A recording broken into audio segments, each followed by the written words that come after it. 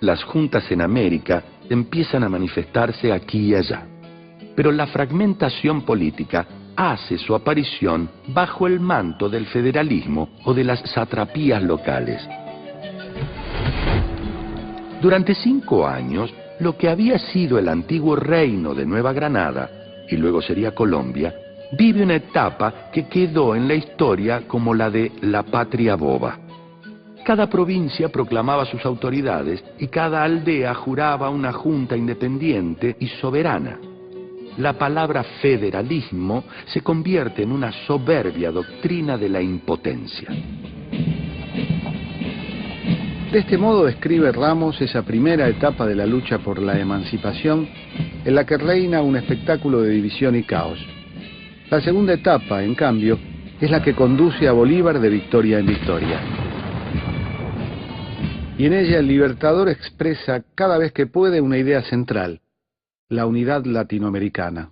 Bolívar despierta cada 100 años, cuando despiertan los pueblos. Pablo Neruda. ¡Qué gran verdad!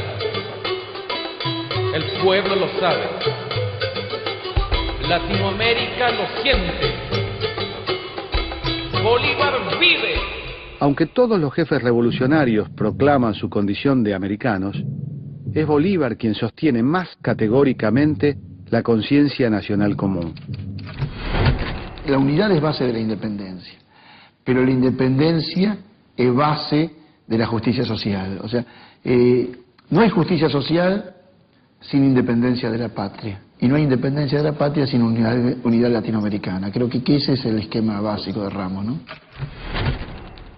Al día siguiente de la batalla de Boyacá, en el Congreso de Angostura de 1819, Bolívar propone reunir las provincias recién liberadas de Nueva Granada a las provincias de Venezuela. La reunión de la Nueva Granada y Venezuela es el objetivo único que me he propuesto desde mis primeras armas, dice, y es la garantía de la libertad de la América del Sur. Nacía Colombia.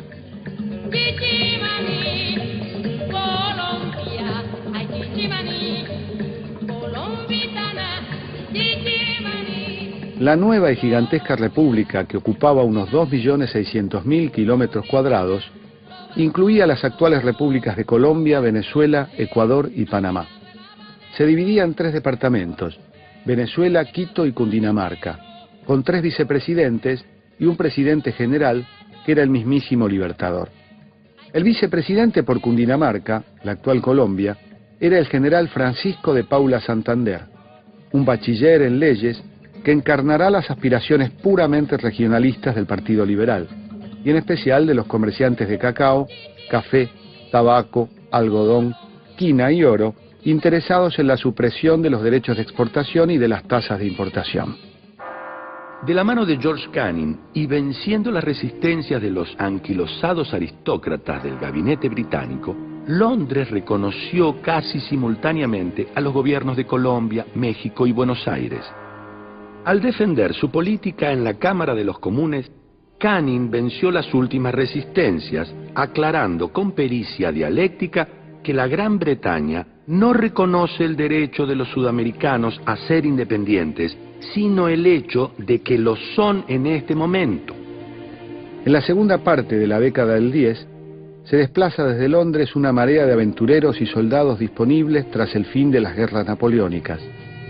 En la capital inglesa se abren oficinas privadas para enrolar voluntarios, y son muchos los empresarios que vuelcan sus recursos en la compra de armas. Los ejércitos bolivarianos reciben hombres y artillería made in England. Naturalmente, el intercambio implicaba graves peligros, pero eran los peligros del día siguiente. En el Congreso de Panamá, Bolívar lo plantea de este modo: nacer y robustecerse es lo primero, lo demás viene después.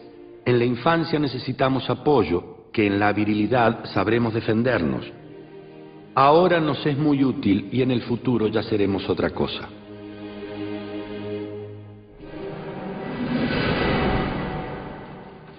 Los primeros años de la Revolución Hispanoamericana, en el norte de la América del Sur, se habían consumido en los estériles intentos de las oligarquías criollas por librar una guerra de independencia sin el concurso del pueblo. Pero la derrota de Napoleón y el retorno del rey Fernando VII tuvieron el efecto de reagrupar a las clases sociales, tanto en España como en América. Así, los ejércitos españoles reemplazan en Venezuela a los llaneros y negros armados, quienes entonces se vuelcan a las fuerzas libertadoras y les infunden su contenido popular. Es ahí cuando la guerra se hace nacional. Mientras el resto de América, de México a Buenos Aires, se conmueve hasta sus cimientos, el virreinato del Perú permanece inconmovible como el régimen al que responde ciegamente.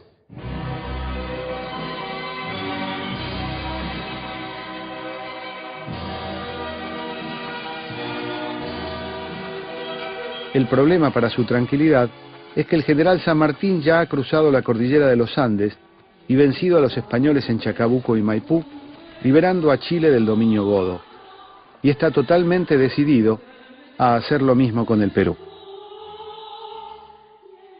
Hemos ayudado a la independencia de la República de Chile. Ayudaremos a la independencia de la República del Perú. ¿Para qué? Para que juntos a las Provincias Unidas del Río de la Plata formemos una sola confederación.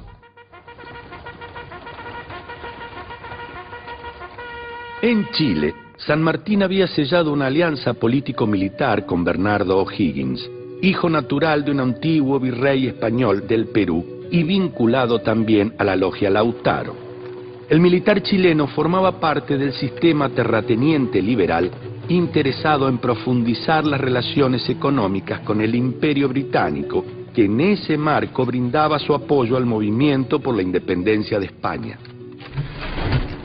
La liberación chilena eliminaba el peligro español en la frontera oeste.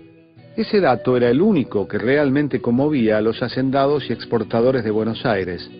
Poco y nada les importaba que el Alto Perú continuara ocupado por los absolutistas. Artigas, por ejemplo, luchaba contra el imperio portugués y por la organización de la nación. Y las provincias argentinas del interior resistían con las armas en la mano al monopolio portuario. Para Buenos Aires era necesario terminar con ese tipo de resistencias y abrir el mercado interno a la invasión industrial británica. Mientras esto ocurría, San Martín ya había llegado a Perú y ocupado Lima, el último reducto absolutista de América. Aunque fue proclamado protector del Perú, el general argentino se encontró sin fuerza suficiente para enfrentar a los ejércitos realistas instalados allí, los más poderosos que quedaban en el continente. La situación de San Martín en el Perú era delicada, y Buenos Aires no respondía a sus pedidos de ayuda. Pero un acontecimiento ocurrido en Europa pareció inclinar la balanza a su favor. Después de fusilar a los oficiales liberales que habían luchado contra el invasor francés, el pérfido Fernando VII decidió armar una expedición militar para recobrar el control de las colonias sublevadas. Esa expedición debía partir rumbo a América en enero de 1820. Pero justo en ese momento, el ejército de Andalucía se sublevó, encabezado por el general Rafael de Riego. Y la espada amenazante que el absolutismo levantaba sobre la Revolución Americana se volvió imprevistamente contra el verdugo de las libertades españolas. Aterrado, Fernando VII juró nuevamente la Constitución y se constituyó un gabinete de color liberal en Madrid. No podía haber mejor noticia para los patriotas que luchaban en América. El nuevo gobierno liberal de España impartió órdenes a los ejércitos reales establecidos en las provincias ultramarinas para que se sentaran a negociar con los rebeldes. Pero el liberalismo español era tan débil como la burguesía española sobre la cual reposaba. Incapaz de llevar la revolución nacional hasta el fin, tampoco tenía la energía suficiente como para acordar con los americanos una igualdad que no estaba en condiciones de imponer en la propia metrópoli. Para liberar a los indios y los esclavos de América, destruyendo el latifundismo criollo, los liberales españoles, ahora en el poder, debían primero exterminar a la nobleza semifeudal de su país que sostenía a Fernando VII. Los liberales españoles se revelaron impotentes para las dos tareas. San Martín no tenía fuerzas suficientes. Tenía soldados enfermos, heridos, había muertos hombres y necesitaba entonces refuerzos. El que no presta ayuda es el gobierno de Buenos Aires.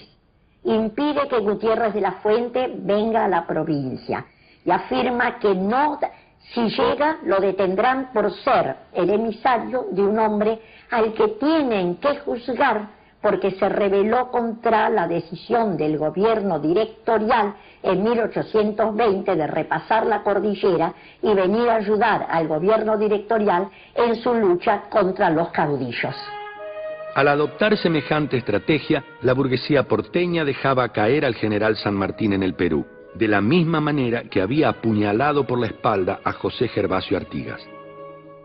Buenos Aires decidía así destruir la unidad sudamericana, pues la consecuencia directa de esta fatídica política sería la segregación de la banda oriental y del Alto Perú. San Martín quedaba de esta manera ante una situación sin salida. No tenía otro recurso que dirigirse hacia el norte y buscar el apoyo de Bolívar. San Martín llegó a la histórica entrevista de Guayaquil con poco que ofrecer. Sus recursos militares apenas podían servir de auxilio al ejército de Bolívar. Esa era la relación de fuerzas y el hecho elemental que decidió el curso de las cosas. La fragilidad del edificio político del Perú sanmartiniano se reveló durante el transcurso del encuentro de Guayaquil. Torre Tagle, el delegado de San Martín, asistió con indiferencia al motín que forzó la renuncia del ministro Monteagudo, blanco de todos los odios lugareños. Yo creo que sí, creo que el sueño integrador de San Martín, de Bolívar y de tantos otros, ¿no?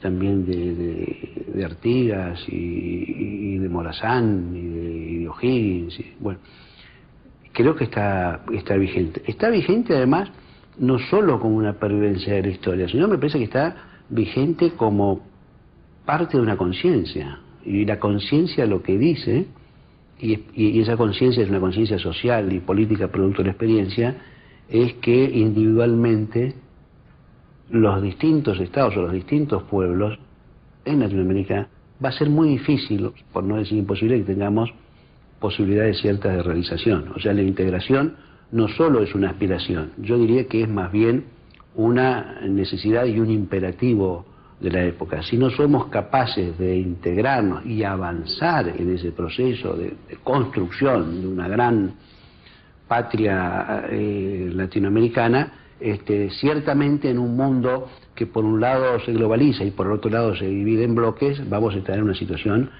mucho más difícil, y una región como la nuestra, que tiene una enorme potencialidad, pero que tiene una tremenda y horrible característica, que es ser la región más desigual de la Tierra. Bernardo Monteagudo, que fue una de las grandes figuras de nuestra revolución, escribía desde Quito apenas expulsado del Perú: yo no renuncio a la esperanza de servir a mi país, que es toda la extensión de América. Injuriado por hijo ilegítimo, sometido a la miseria por la oligarquía porteña, Monteagudo encontrará, después de la renuncia de San Martín en el Perú, un categórico apoyo por parte de Bolívar, quien sabrá apreciarlo en todo su valor. El general San Martín le deja la escena peruana a Simón Bolívar. Se despoja de las insignias del mando, reúne al Congreso y renuncia al poder. Bolívar entra en Lima el 1 de septiembre de 1823. El entonces presidente peruano, Torre Tagle, encarnaba la indiferencia general hacia la causa de la independencia. Cuando el hambre y la falta de recursos empujan a la sublevación, a la guarnición de la fortaleza del Callao y las tropas españolas avanzan sobre Lima, el Congreso peruano, desesperado, llama a Bolívar y lo designa dictador. Bolívar acepta, marcha hacia el Callao y luego hacia Lima. Debe enfrentar graves problemas, indiscutiblemente. Se dedica a los dos aspectos: encauzar la vida de Lima, de Perú en general, mientras tiene todavía a los realistas en el sur, y organizar la parte militar para poder derrotar y ser libres definitivamente. Va a seguir la tarea de San Martín, indiscutiblemente. San Martín, por ejemplo, con respecto a los indios, había dictado que no fueran llamados ni indios, ni aborígenes, ni naturales, sino ciudadanos. Y así los reconoce también Bolívar. Si San Martín había dispuesto que los domingos no debían trabajar, que debían respetarse esas horas de trabajo, también lo va a hacer Bolívar. Y asimismo dispone una reforma agraria para que el indio pudiese ser dueño de las tierras que ocupaba en ese momento. Esto con respecto al indio. A la educación continúa con la obra de San Martín. El método lancasteriano para la parte educativa. Carecían de maestros, entonces emplearon este método, que el alumno más destacado recibía lección directa del maestro y él a su vez enseñaba a compañeros. Abre las puertas a la mujer, como lo había hecho también San Martín. En la parte social igualmente, es decir, siguen toda esa política. Y la prensa, contar con el periodismo. San Martín contaba con la Gaceta de Lima. Bolívar también iba a tener una serie de periódicos para que el pueblo pudiese conocer todas las medidas que tomaba el gobierno. Es en ese marco en el que un general de 29 años de edad, José Antonio de Sucre, enfrenta al ejército español en las montañas de Ayacucho.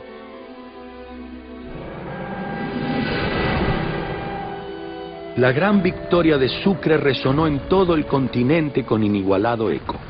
Lo que parecía imposible y fantástico era ya una realidad. Se había clausurado la historia de 300 años de poder español. Zambos del carajo.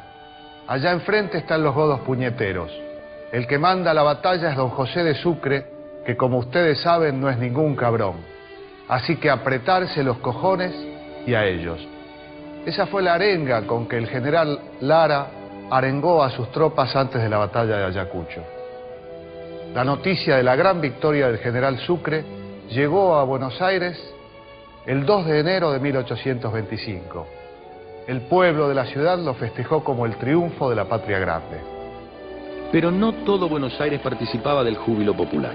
El partido rivadaviano, hecho a la imagen y semejanza del interés portuario y europeizante, observaba con reservas el espléndido triunfo de las armas americanas.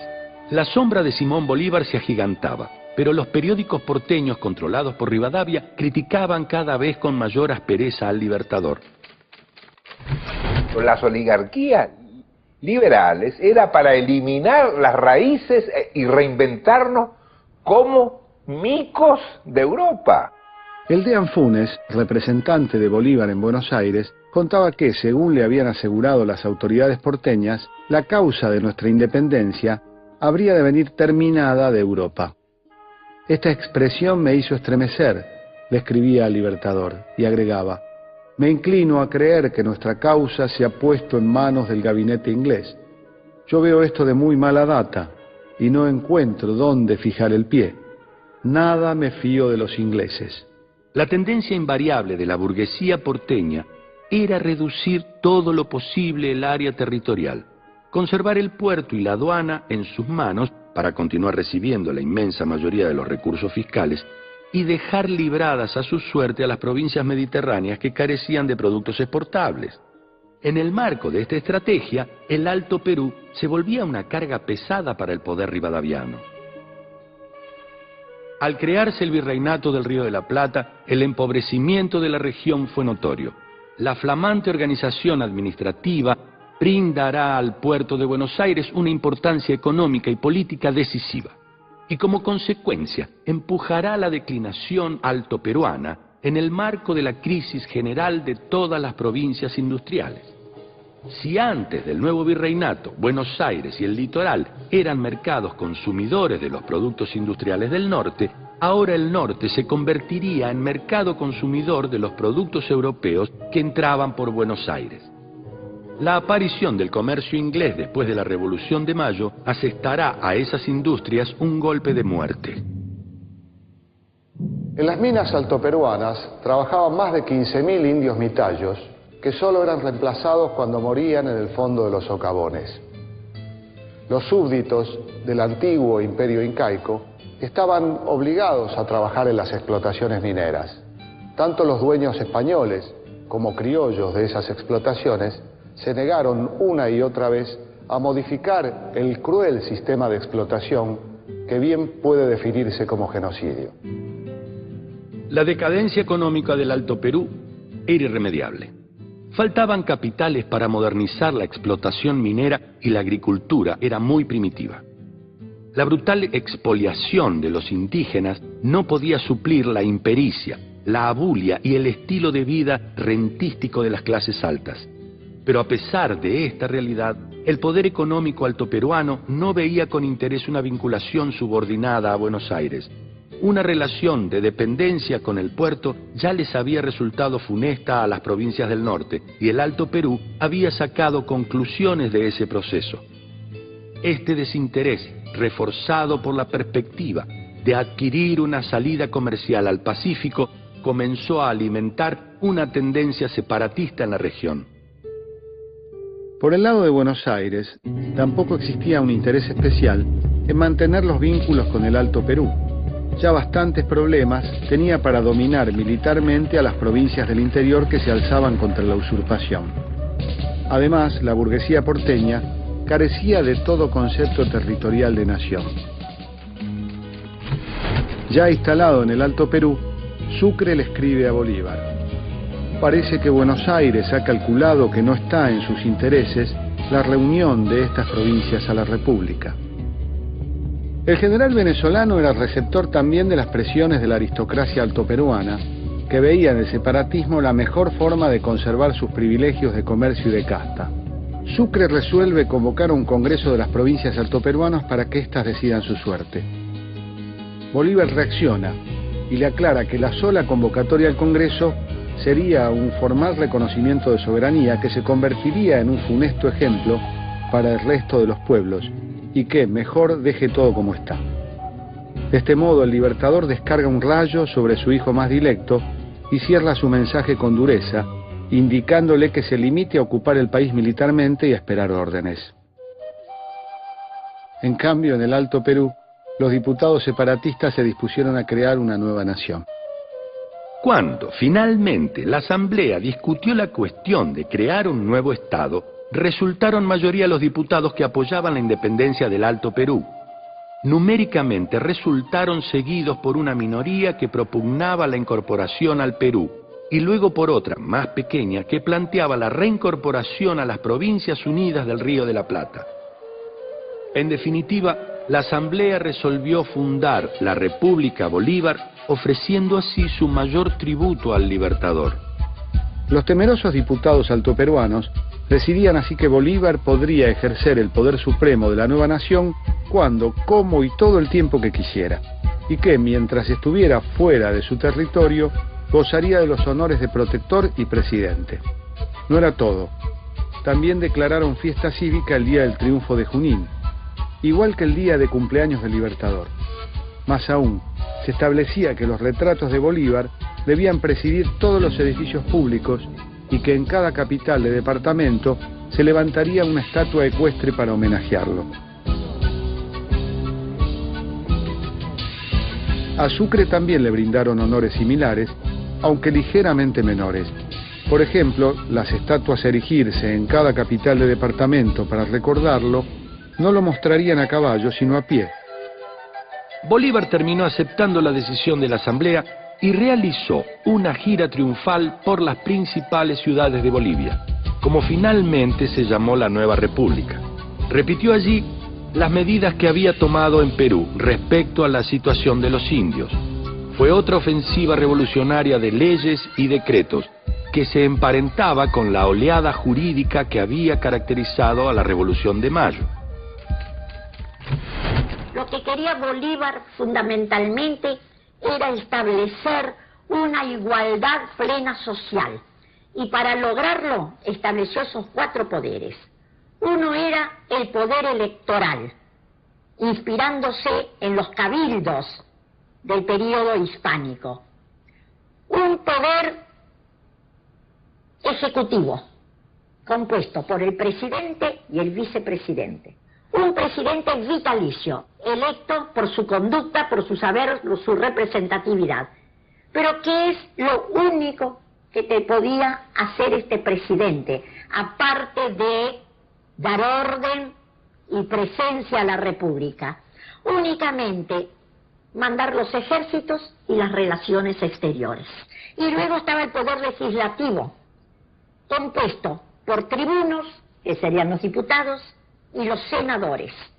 Pero agregó a estos, a diputados y senadores, otra rama, los censores, que eran vitalicios y tenían a su cargo el control del accionar, de la moral, de la conducta de todos los otros funcionarios.